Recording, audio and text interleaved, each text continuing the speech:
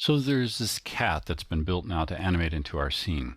We've applied the smooth joint modifier to the bones for like an elbow bend so we can get this stretchy neck here. And we covered the reasons why the cat is built the way he is and how he's built. Let's go ahead and look at animating this into our scene now. This is also a little bit of a safety feature. When you create your characters or different characters outside of the main animation, you can import them and you never have to worry about working with the character and corrupting the main animation file. That usually doesn't happen, but it can, and it's just a fail-safe type of thing to do.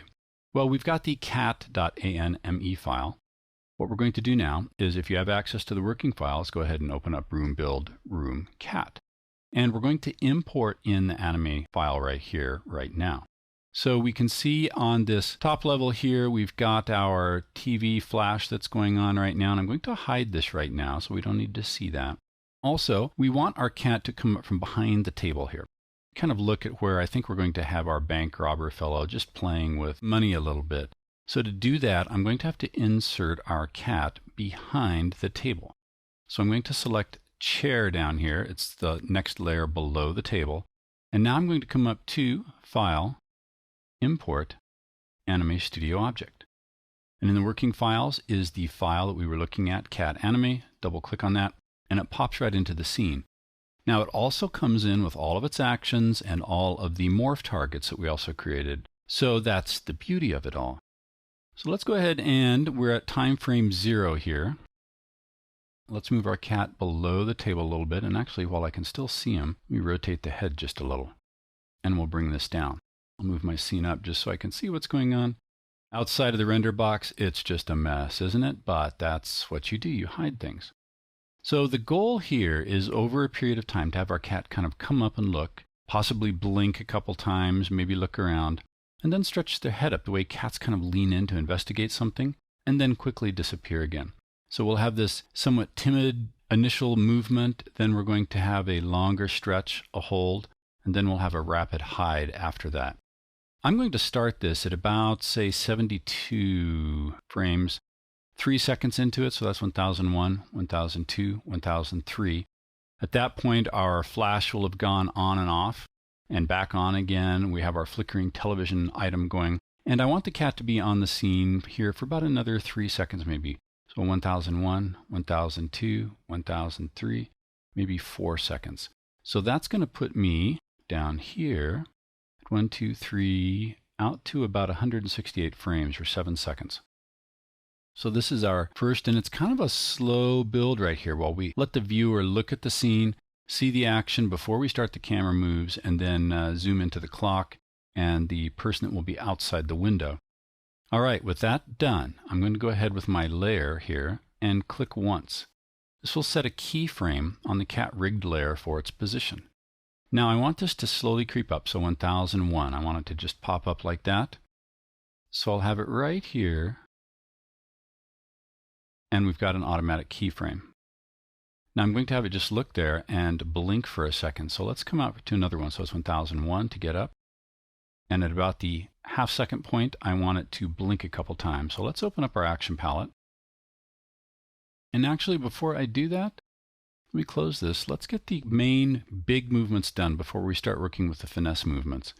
So with this done, we've got our blink here. I'm going to go ahead and click the scene one more time to put in a keyframe so nothing happens.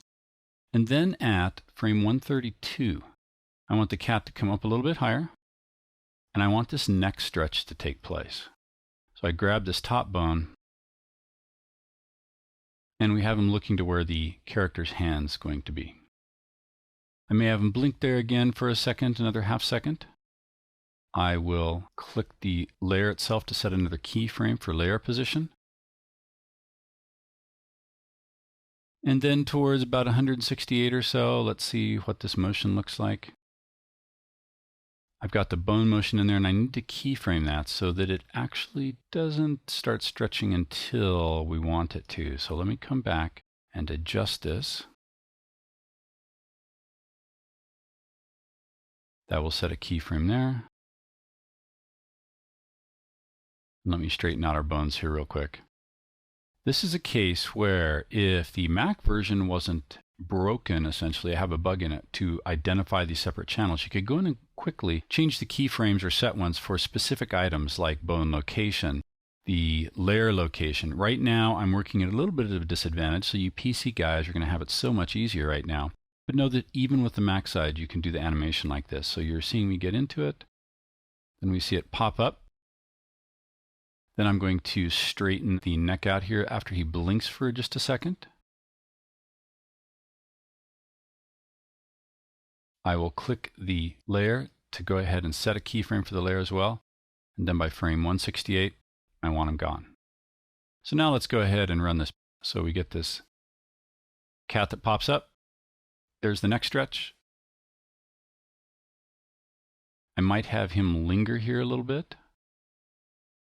So let me highlight this, and I'll copy it. Copy the keyframe, that is. Move to right here. I'll say paste. So we get this little hesitation, and then he disappears. So as he pops up, let's add an eye blink. Come to Actions. Blink, I'll insert a copy. And then as he comes over here, maybe after the eye blink,